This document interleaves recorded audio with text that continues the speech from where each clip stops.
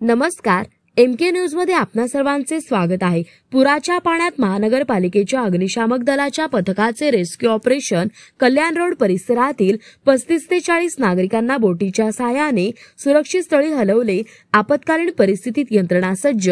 आमदार संग्राम जगताप, आयुक्त यशवंत डांगे यांनी प्रत्यक्ष पाहणी करून साधला नागरिकांशी संवाद। अहिल्यानगर मुसळधार पावसामुळे सीना नदीला पूर आला असून नदीलगतच्या परिसरात नागरी वसाहती घरांमध्ये पाणी शिरले आहे। महानगरपालिकेच्या अग्निशामक दलाच्या पथकाने नेप्ती नाका कल्याण रोड परिसरात रेस्क्यू ऑपरेशन राबवून बोटीच्या साहाय्याने सुमारे 35 ते 40 नागरिकांना पुराच्या पाण्यातून सुखरूप बाहेर काढले। आपत्कालीन परिस्थितीत महानगरपालिकेची यंत्रणा सज्ज असून नागरिकांनी संपर्क साधावा असे आवाहन आयुक्त तथा प्रशासक यशवंत डांगे यांनी केले आहे। आमदार संग्राम जगताप, आयुक्त तथा प्रशासक यशवंत डांगे यांनी शहरातील परिस्थितीची पाहणी केली। स्थायी समितीचे माजी सभापती कुमारसिंह वाकळे यांच्या समवेत गोरेवस्ती, डॉन बॉस्को, ठाणगेमळा, दातरंगेमळा, नेप्ती नाका व सावेडी परिसराची पाहणी केली। तेथील नागरिकांशी थेट संवाद साधून त्यांना धीर देण्यात आला। तसेच महानगरपालिका प्रशासनाकडून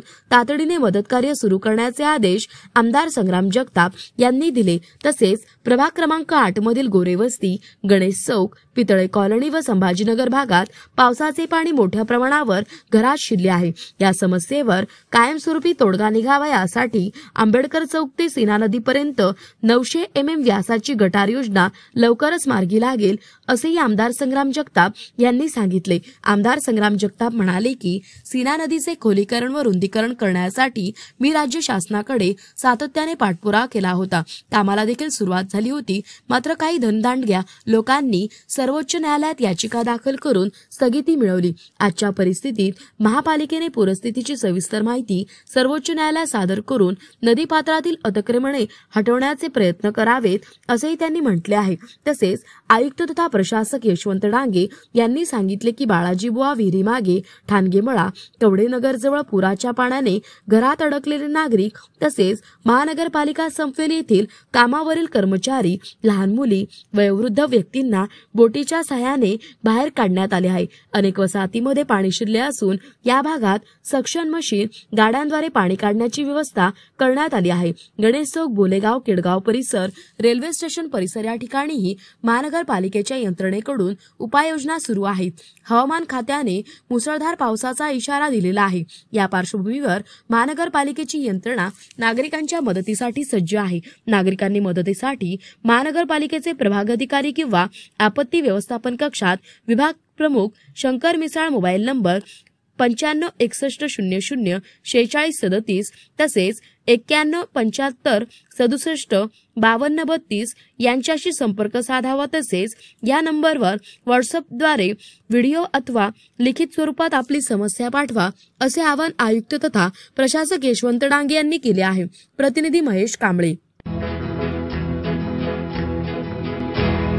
मौज मजा मस्ती मध्ये रमते मन, निसर्गात नंदनवन साई बन। मौज मजा मस्ती मध्ये रमते मन, निसर्गात नंदनवन साई बन, साई बन। सुटेचा आनंद लुटू झाडी हिरवीगार, प्राणी पक्षी कारंजे धबधब्याची धार। ला ला ला ला ला ला ला ला ला ला ला ला ला विरंगुळा विसाव्याचे बेतू क्षण। मौज मजा मस्ती मध्ये रमते मन, निसर्गात नंदनवन साई बन, साई बन। टेन्शन पासून राहू दूर, आनंद घेऊ पुरेपूर। हुरडा पार्टी वनभूषण या वैशिष्ट्यांसह अल्पावधीत लोकप्रिय झालेलं पर्यटन स्थळ साई बन।